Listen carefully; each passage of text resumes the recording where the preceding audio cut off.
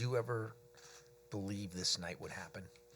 No, it was the furthest thing on my mind. I didn't even think of retirement, and only when you do, you're thinking that because your body hurts.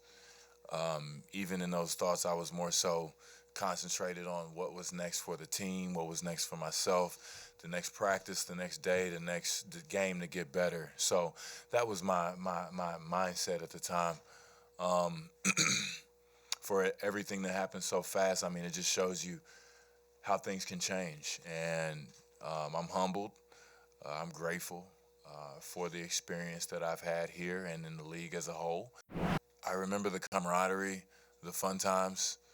A lot of the older guys say, like, oh, yeah, you're going to remember the bus rides. And it's true, because those were the times where guys were trying to figure things out, picking guys up when guys were down, usually getting through the tough moments and having those moments of vulnerability was some of the best to ever play the game. And share those experiences, and not only do that, but prevail.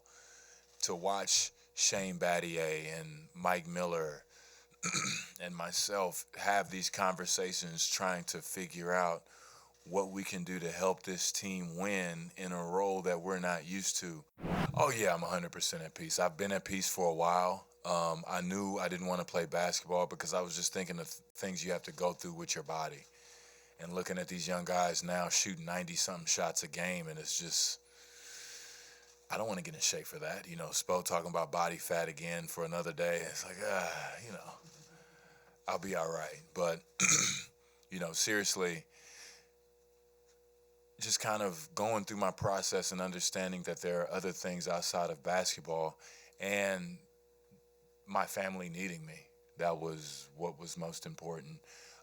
Being around my boys and my girls every day, waking up, eating breakfast, going to the park, taking them to school, going to parent-teacher meetings, developing them and getting them ready for life has been one of these most important things. And thinking of a plan, a sustainable idea for my family to move forward, that's what's been most important for me. So it was kind of easy to move on after that.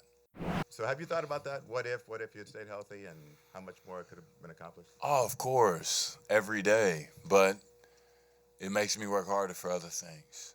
We always go through what if. And for me, I was very excited the last year that I played. I felt that we had a damn good team.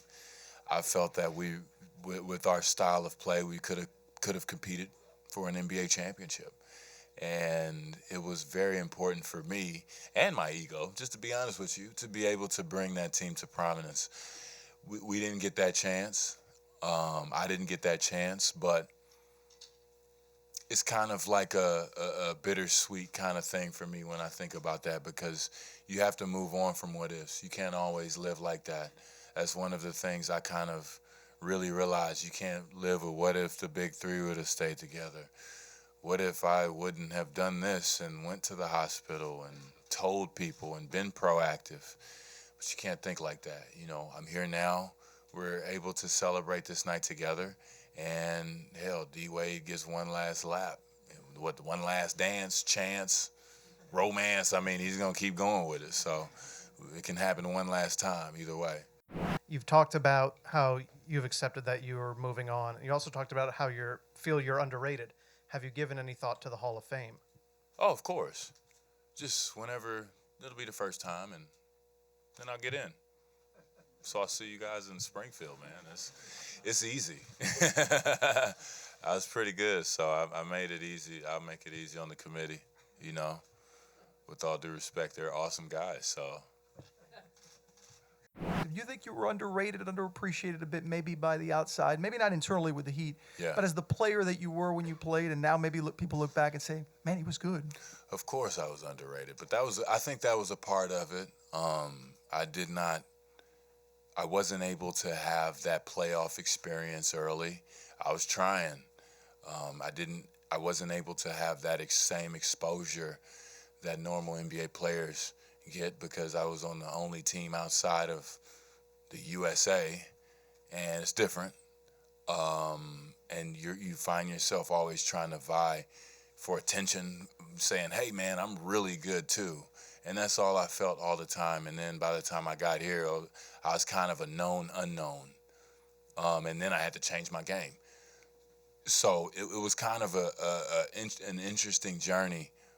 But yeah, I like it like that because people need to do their homework. Just do your homework. And if you're a historian of the game and understand the game, then then we can talk on a different level. If you don't, you're probably going to say something that you shouldn't say.